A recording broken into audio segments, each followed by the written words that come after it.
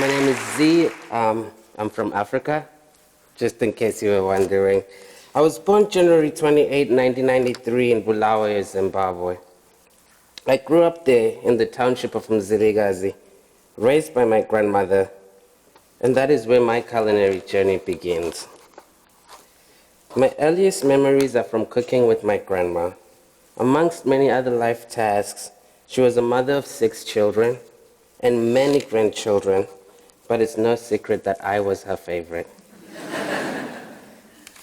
She was also a domestic worker for a white family in the suburbs. So on some weekends and special holidays, we'd eat Madam's recipes.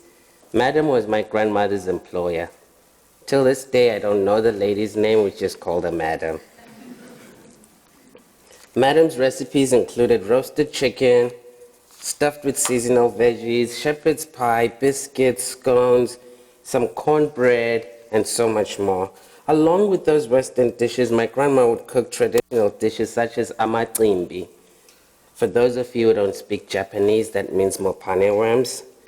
Amasi is sour milk. We used to eat that a lot. And then itelele is very gooey okra that we grew up eating. And there's also umkanga, which is a sweet corn and melon stew kind of thing that I can't describe in English.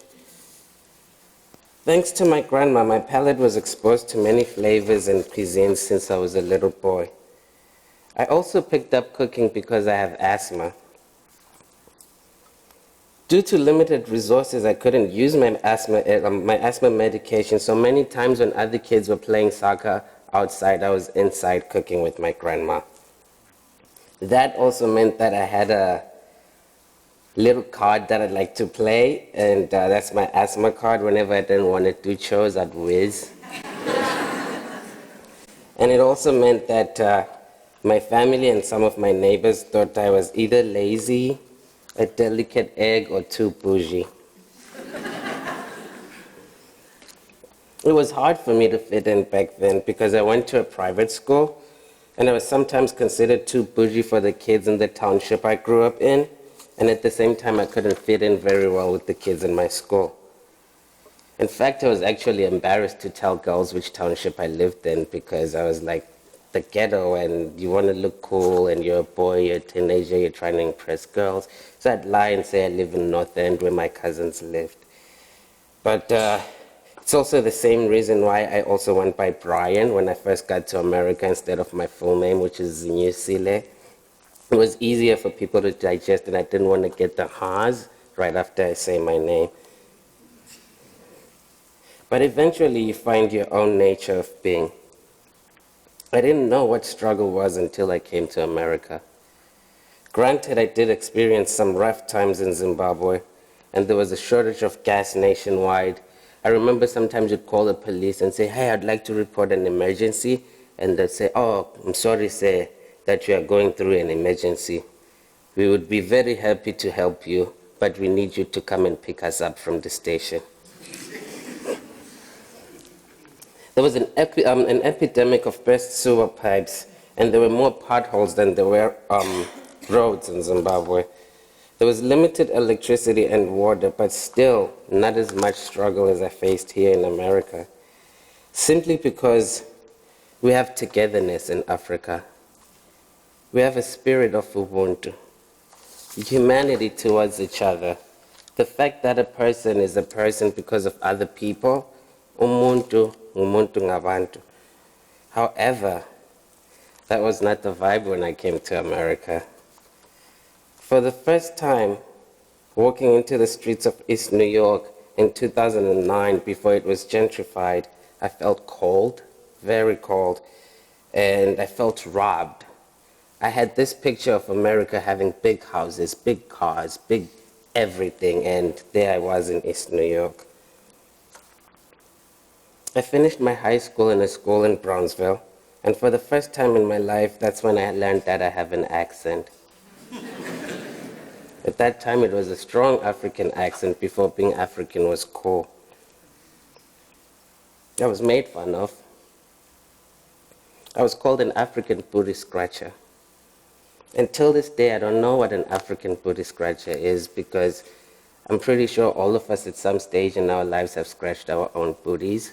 So all of you American booty scratchers, I guess. In addition to that and the cultural shock, due to unfortunate events, I was separated from my family only after living with them for 2 months. So there I was struggling again to fit in. I lost myself. I lost my deep African accent. I started wearing pants below my waist. I even tried to sell drugs twice. I was horrible at it. And I'm very grateful because there's a high chance that I'd either be dead or behind bars if it actually worked out. So amongst other things, before I started cooking, I used to work in retail and restaurants. And there's a particular job I worked in the city where I wore a dashiki to work before they were cool too. And the store owner pulled me to the side and says, I really love your shirt. I love it.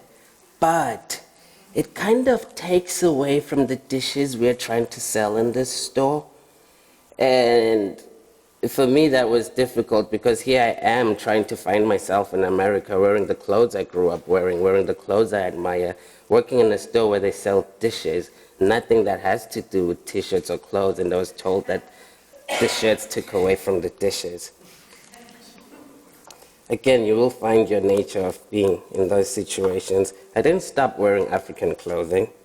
Instead, I started cultivating my culture here in America.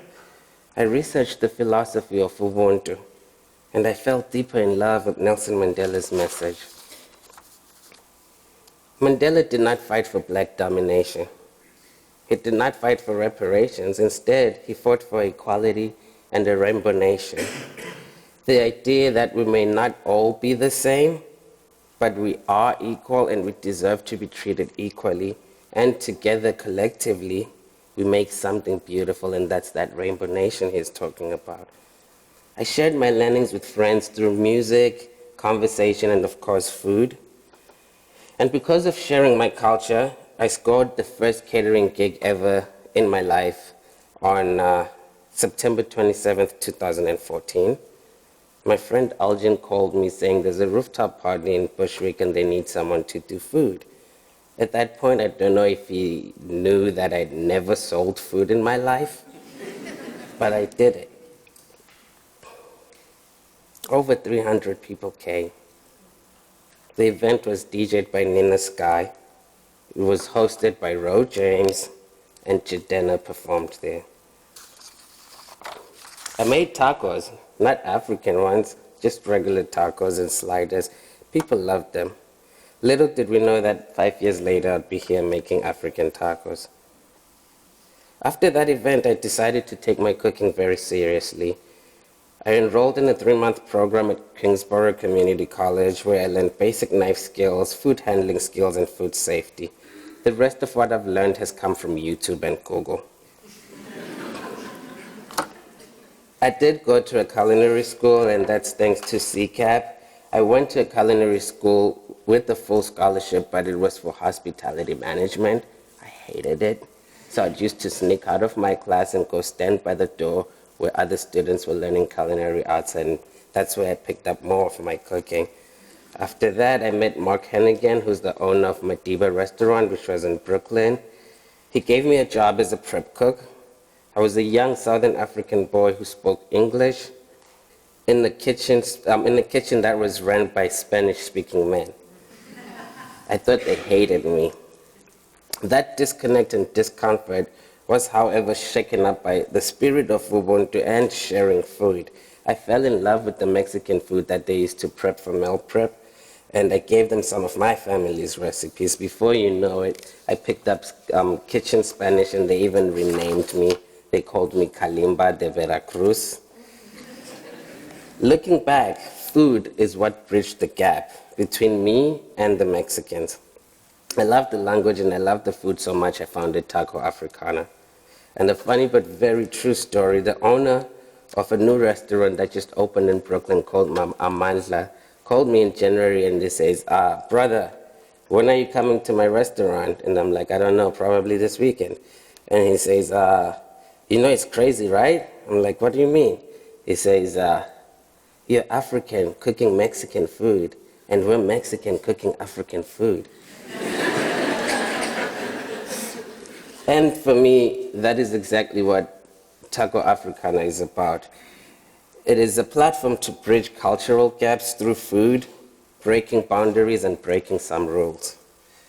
My friend Jaime has never been to South Africa, and I've never been to Mexico, yet here we are sharing and exchanging cultures.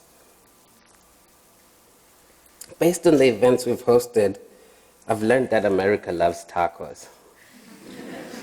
I'd pull up in a really dingy-looking truck on the side of the streets, and people who didn't speak an ounce of English came and bought tacos from me. Africans love tacos too.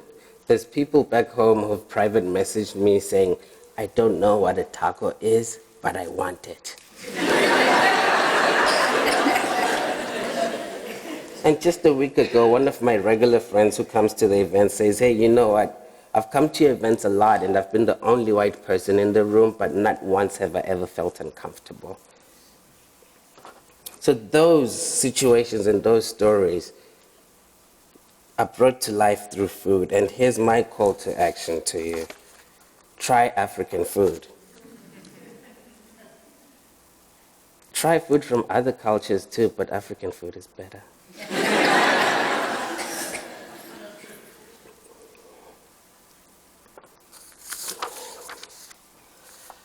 I'm not a priest, but I too have to practice what I preach. I want to go back to Africa and other countries. I want to learn more about food and their cultures. I want to come back to America and share those cultures and experiences with all of you through food. But this project is not just about me and America. While in Africa, I want to teach an introduction to culinary art school. A couple of years ago, a local farmer in Mzilikazi started a community garden at a youth center. It was such a success and inspiration for my farming component of the project to develop this idea that I could go back home and teach people what I've learned, and we'll have a farmer come in and teach people how to plant the food. So what I'm trying to do is have locals and the youth in Mzilikazi go from seed all the way to food by growing it and or cooking it. When you look at some of these pictures, you see people farming things like tomatoes, spinach, beets, cauliflower. And it really breaks my heart that there's people in that village that would walk past that garden every day and they wouldn't know what some of those vegetables are. They wouldn't even know how to cook them. So I am waiting to go back and tell them, like, this is how you cook it, this is how you present it, and hopefully we will share that culture. I also want those kids and the same people who walk past those gardens and look there and see things like cauliflower rice, beet chips, kale pesto, carrot and cauliflower soup, some smoothies, and so much more. I put this project on hold a couple of years ago because I had and still have very limited to no resources. We need sponsors, we need donors, we need grants just as much as we need collaborators. So if you like to farm and you want to teach, if you like to paint and you want to teach, if you make music and you want to teach, let's go to Africa.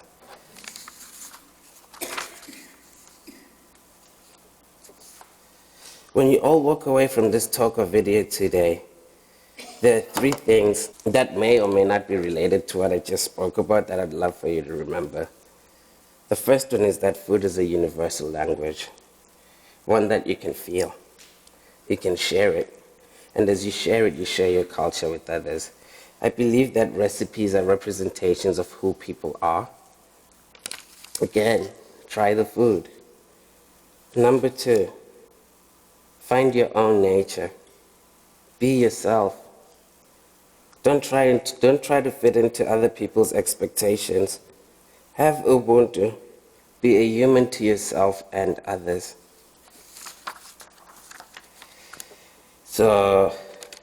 Basically, that's my talk. And I struggled writing this talk because African tacos are like something that have never existed before, but I believed in myself, and I had a large group of friends and family who believed in me and they've supported me. Some of them are in the audience today. And all those people are different. All of us are different.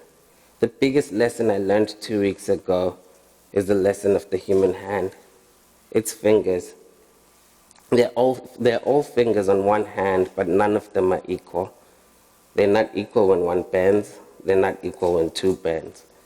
So as I was writing this talk, I was thinking, okay, I love this lesson. How am I going to use it? And I looked back and I also thought about things that I wanted to say to come here. Like, there's so many things that are wrong in the world. There's so much racism. There's so much poverty. There's people who don't have things. And that's not my voice. That's why I didn't speak about those things. But there are other people speaking about those things. And there are missions in the world to save the world. And back to the hand thing. If there's anything that doesn't move your soul as a minority, as an individual, as a group of people, remember that their hands are not equal. So just because you feel something, it doesn't mean that the other person has to feel it. But if there is a collective of people who come together and they say the same message and they share the same message, and the fingers start bending, eventually they become equal. So as we go out there, let's go out there and listen to each other. Let's try each other's food, and let's try to bridge those gaps. And thank you for coming to my TED Talk.